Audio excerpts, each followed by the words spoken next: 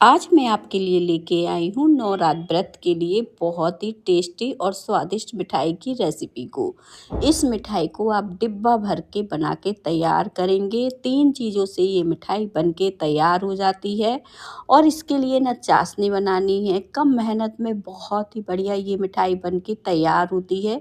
इस तरीके की मिठाई आपने पहले नहीं बनाई होगी, लेकिन आप ज़रूर ट्राई करिएगा। तो चलिए बनाना शुरू करते हैं इस सॉफ्ट सी मिठाई को हम। इसे बनाने के लिए आपको आधे कप चीनी लेना है। एक पैन में आधे कप चीनी डालना है और चीनी को क्या करना है, थोड़ा सा फैला देना है। यानी इसे एक इकट्ठा नहीं रखना है, कुछ इस तरह से फैला देना है। तो जब इस तरह से फैला देंगे और फिर इसे इसी तरह से छोड़ देंगे थोड़ा सा गर्म होने के लिए, तो ये पिघलना शुरू हो जाएगी। अब ये पिघलना शुरू हो गई है तो हम इसे चला देते हैं कुछ इस तरह से। लेकिन हमें इसे ज़्यादा नहीं पिघलाना है, इसका कलर तो बिल्कुल भी नहीं चेंज करना है। अगर हमने कलर चेंज किया ना इसका, तो हमारी जो मिठाई है ना वो जली जली सी अजीब सी टेस्ट की हो जाएगी। तो देखें, जैसे ही चीनी हल्की सी पिघलती है, आप बिल्कुल बेफ़िक्र रहें कि ये पूरी तरह घुली है कि नहीं घुली है। इस बात से आप बिल्कुल बेफ़िक्र रहें। और ज़रूरी नहीं है कि हमें पूरी तरह से चीनी को घोलना है।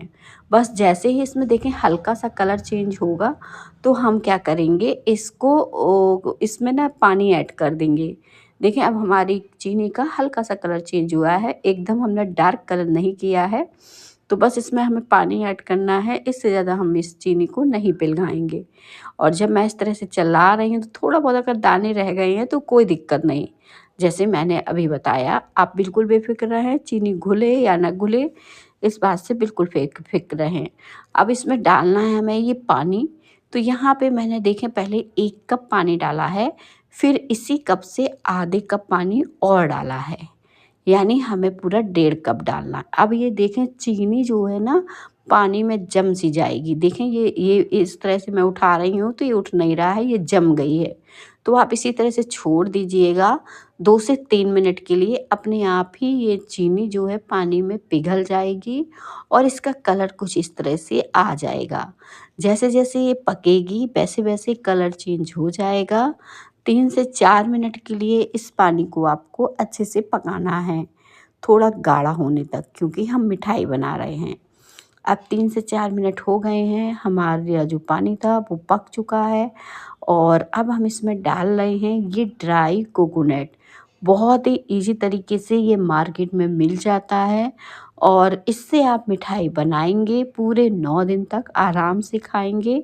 बहुत ही बढ़िया मिठाई बनके तैयार होती है। साथ में आपको 1 कप इसमें दूध का पाउडर लेना है। बहुत ज़्यादा इंग्रेडिएंट की अब हमें ज़रूरत नहीं है।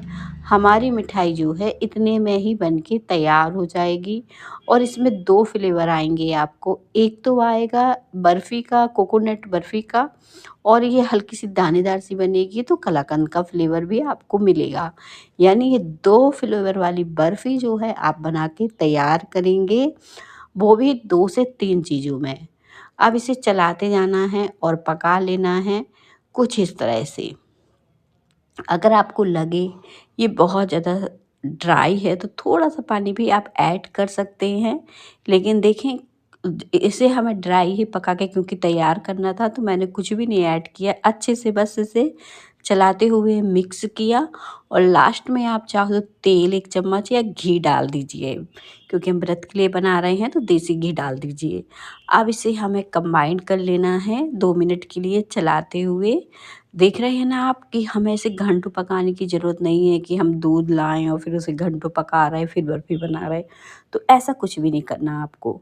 बस ये मिठाई जो है ना बहुत ही जल्दी बन के तैयार हो जाती है। वैसे भी आजकल ना सबके यहाँ गैस की प्रॉब्लम चल रही है, गैस बहुत मुश्किल से मिल रही है, मिल ही नहीं रही है।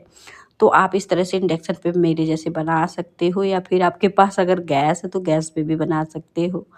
आप देखेंगे इस तरह से ये डो जो है अच्छे से पक के तैयार हो गया है। इस तरह से देखिए कंबाइंड हो रहा है और बस इस तरह से चेक करना है, हाथों में भी नहीं चिपक रहा है तो हम गैस को बंद कर देंगे।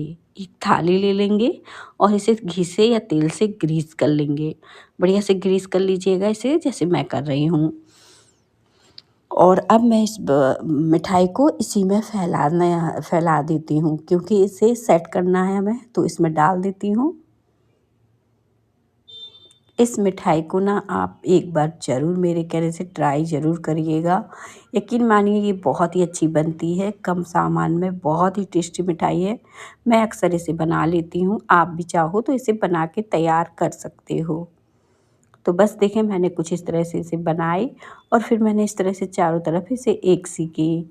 इस तरह से जब एक सी करेंगे ना, तो बहुत ही चिकनी और बढ़िया सी ये बन के तैयार होगी। साथ में हल्का सा तेल या घी जो भी आप लगाना चाहें मिठाई के ऊपर से लगा सकते हैं। अब इसके ऊपर हमें ड्राई फ्रूट वगैरह डालना है तो भी आप डाल सकते हैं। और मैंने कुछ बारीक कटे हुए इस तरह से बादाम और ये पिस्ता लिया है, जो मैंने एकदम बारीक काटा था और इसी के ऊपर से फैला दिया है। इसे हमें अच्छे से फैला देना है और हाथों से दबा देना है, जिससे ये बादाम और पिस्ता इसी में चिपक जाएंगे। हमारी टेस्टी सी बढ़िया सी मिठाई बनके तैयार है।